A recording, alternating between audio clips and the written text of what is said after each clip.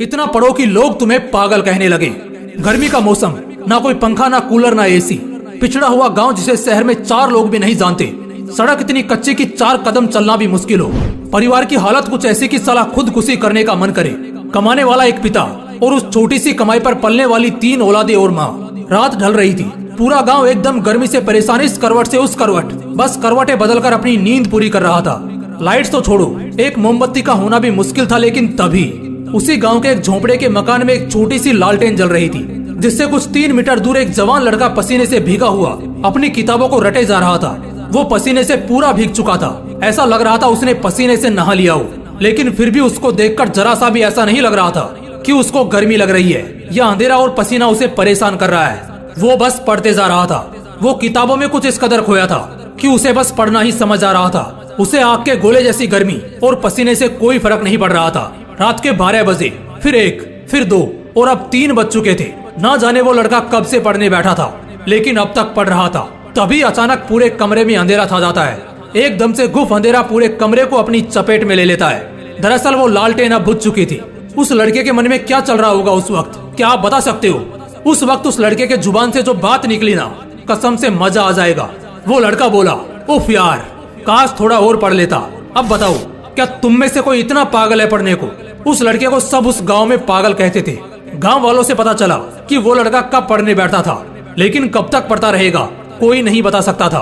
बल्कि उसको खुद भी याद नहीं रहता था कि वो कितनी देर से पढ़ रहा है। हाँ, मानता हूँ ऐसे किस्से बड़े कम ही सुनने और देखने को मिलते हैं, लेकिन जब भी मिलते हैं कसम से दिल में आग लगा देते हैं। इतना पढ़ने वाला लड़का पता है आगे क्या करता है? 2012 बैच का यूपीएससी क्रैक करता है और एक बहुत ही बड़ा आदमी बनता है। जब इतनी आग हो सीने में, तभी तो मजा आएगा जीने में। मैं कहता हूँ उस हालात से लड़कर, संघर्षों से भिड़कर जब एक गरीब और अनाथ लड़का बड़े सपनों को पूरा कर सकता है, तो फिर तुम क्यों नहीं? अगर दिल में आग लगी हो ना, तो एग्जाम फॉर्म के वो 500 रुपए तुम्हें नहीं रोकने वाले। उन गरीब लड़कों के पास फॉर्म भरने तक के पैसे नहीं होते हैं, लेकिन दिल में आग होती है और वही आग उन्हें ताज दिलवाती है। पढ़ाई भागने के लिए नहीं बनी, पढ़ने के लिए बनी है। पढ़ाई करने के लिए बनी है। अगर 2 साल भी खुद को दे दिए ना, जहाँ तुम्हारे लिए दिन रात, सुबह शाम, अंधेरा उजाला कुछ मायने नहीं रखेगा।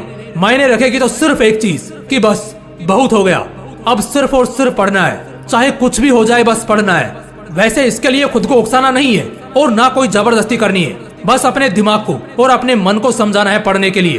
पढ़ना है तो सिर्फ इसलिए क्योंकि ये मेरा हक है, मेरा गर्व है। कल मेरा हथियार बनेगा और इसी से मेरा कल चमकेगा। अगर दिमाग में 4 पैसे का ज्ञान नहीं होगा ना, तो अपने खुद के बच्चे भी इज्जत नहीं करेंगे। अगर आज पढ़ा नहीं तो कल खेत खलियान सब बिक जाएंगे और भूखे पेट जिंदगी काटना बहुत मुश्किल है। बार बार कह रहा हूँ, सब छोड़ दो, सब बातों को भुला दो।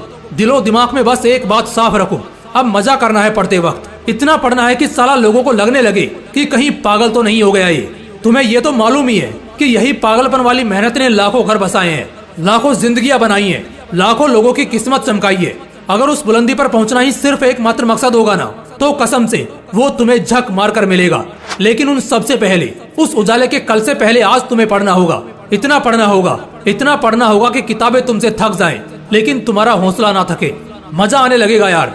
बस 2 से 5 दिन भी दिमाग लगाकर कुछ पढ़ लिया ना, तो फिर दुखी आत्मा या भटकती आत्मा नहीं रहोगे, बल्कि बवाल आदमी बनकर निकलोगे। अगर दिल में आग लगी हो तो वीडियो को लाइक और शेयर करना, और अगर चैनल को अभी तक सब्सक्राइब नहीं किया है तो सब्सक्राइब करके बेल आइकन भी जरूर प्रेस कर लेना। मिलते हैं इसी तरह की एक और बवाल वीडियो में। तब तक मस्त रहो और आग लगाते रहो। जय हिंद, जय श्री कृष्णा।